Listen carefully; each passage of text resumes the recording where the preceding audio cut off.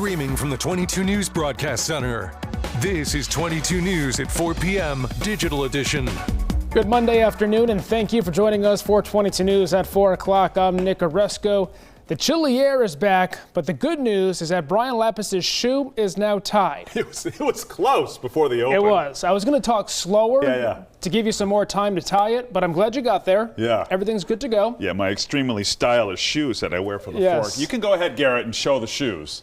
These are my Oboz hiking shoes that I wear for the 4 p.m. because, it's a more casual thing. This is exclusive content we got here right now. You're not going to see this on TV. No, you got to come to the digital newscast for this baloney. Meantime, weather and traffic. Cold air. Traffic looks okay. Yeah, and I just checked with Mass DOT, and there aren't any major calamities happening in our region at least. Let's take a look at the map.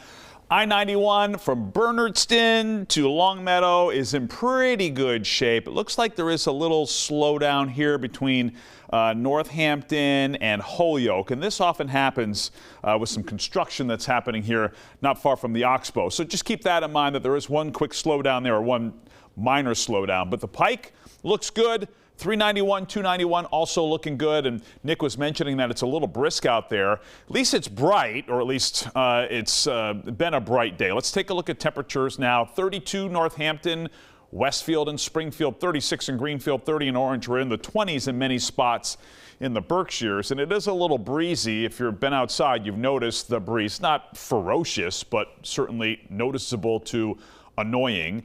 At least we've had plenty of sunshine here today, and as we head into the evening hours, I'm expecting just some scattered clouds. There is warmer air on the horizon, and then eventually wetter weather on the horizon. We'll track it with our 22 News Storm Team forecast.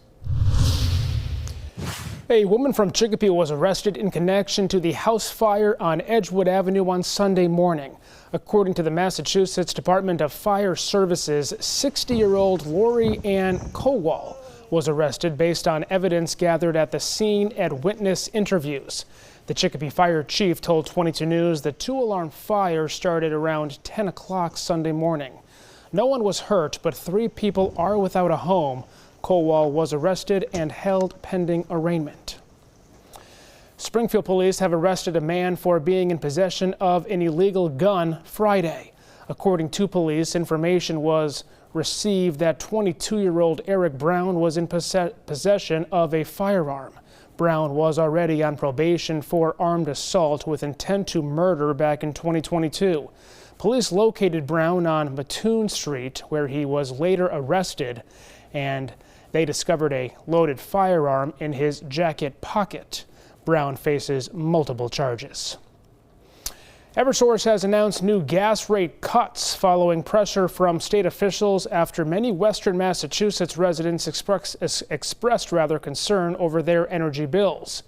In addition to decreasing gas delivery charges for the next 2 months by 10%, the State Department of Public Utilities approved a 3-year energy efficiency plan recommended by Mass Save. The Mass Save program is a monthly surcharge on electric and gas bills that many pay, with the delivery fee on your heating bill paying for most of the program.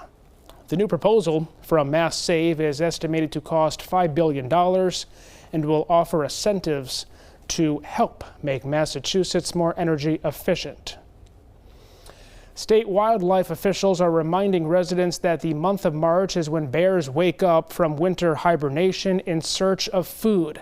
There are at least 4,500 black bears in Massachusetts, and their range is expanding eastward. If you live in northern Middlesex County, Worcester County, or western Massachusetts, there are steps you should take to prevent and avoid bear conflicts. Some steps include removing bird feeders from your yard, properly secure and store food sources, and be sure to protect your pets. More ways to stay safe can be found on our website. Back now with meteorologist Brian Lapis. Cold air today, but we are in store for a warm-up. Yeah, and also eventually some rain. That's going to come more toward the middle of the week. But let's track that warm-up. Let's take a look at what's happening right now. You know, all things considered, March sunshine. It's been a bright day. It's just been a little brisk with the temperatures in the 30s. So as we move into the evening hours, scattered clouds for us, a little bit lighter wind. This is 7 o'clock tonight, mostly clear.